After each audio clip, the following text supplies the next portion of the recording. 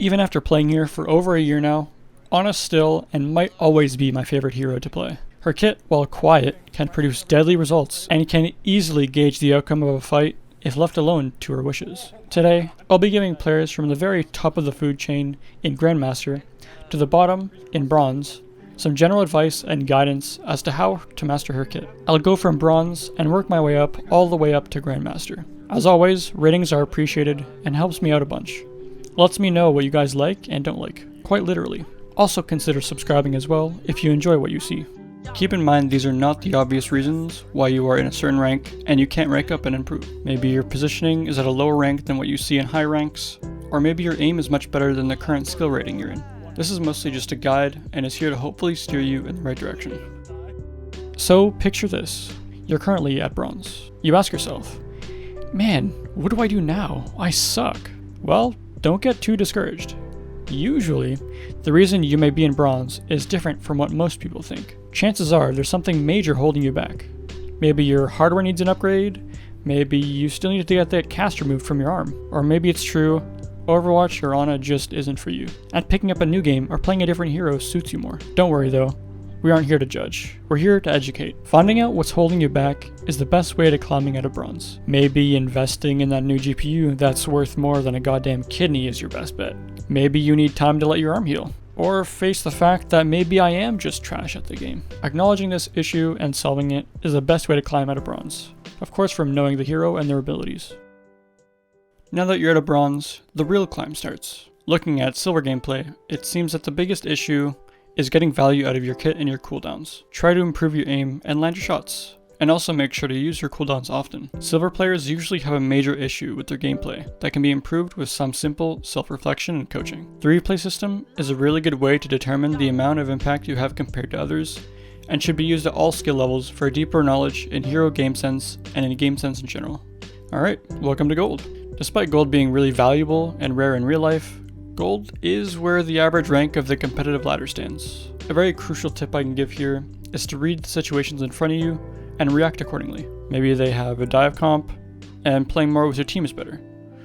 Or maybe they have a Widowmaker who's landing her shots, maybe she's smurfing, and taking natural cover or cover behind your team's shield will make you alive longer. Make sure not to hold on to your ultimate for too long as well, as I see many Gold players do. Ah yes, Platinum. The players who somehow know the most about the game. This is the top of the bell curve, and it's where most players who play the competitive playlist stand.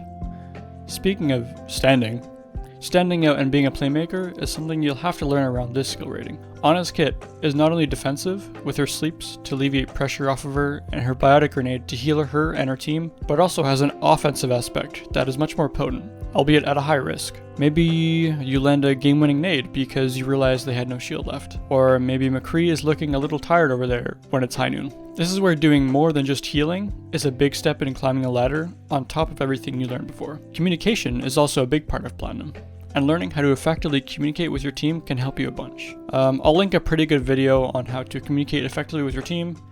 It's a really good video, you should definitely check it out. Also, you can watch my full VOD in the card above.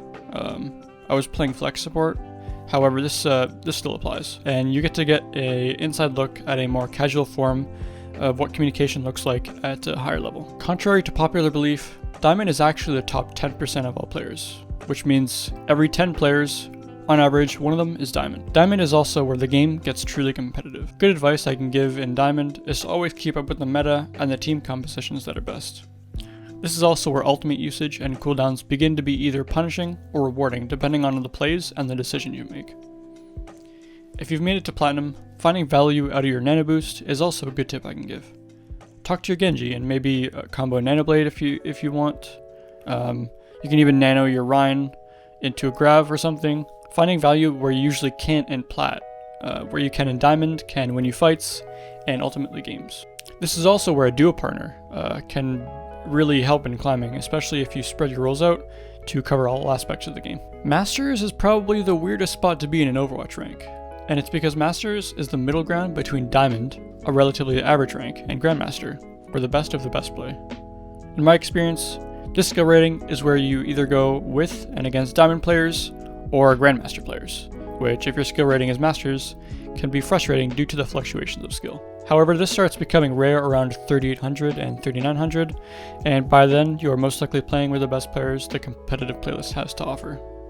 This may change depending on the player base increase Overwatch 2 might bring, but it all depends on where that direction is. Masters is also where hero interactions matter the most, and where players have fully mastered the kits for the heroes they play.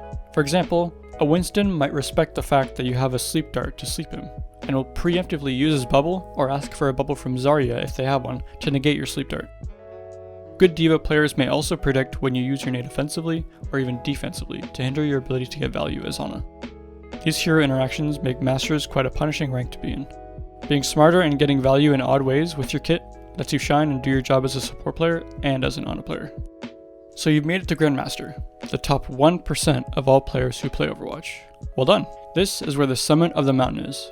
Getting Grandmaster means you've truly mastered your role and the hero you play. This is where every aspect of your skill set comes into play, and Grandmaster truly tests it. Playing consistently in Grandmaster requires you to inherit all skill sets of the subsequent ranks and build upon them to be the best player you can be. This is where all aspects of your gameplay come into fruition. Precise aim, almost perfect scope usage, effective usage of your Biotic grenade and sleep dart to the best of their abilities, and pretty much perfect positioning. Other than that, there's not much to say other than watching well-known content creators and streamers around GM.